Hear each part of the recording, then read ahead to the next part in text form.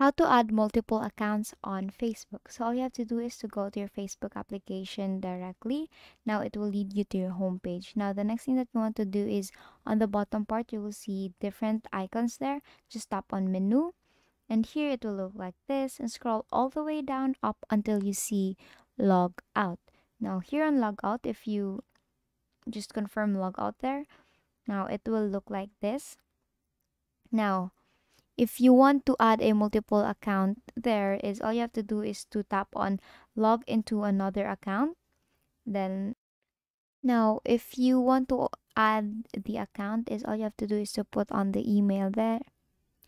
Now tap on log into another account, and then tap on the mobile number or the email of that Facebook account, and so with the password, then tap on log in and just tap on save info. Now if you tap on save info there, if you log out the account, it will be now saved here just like this. And basically that is how you add multiple accounts on Facebook.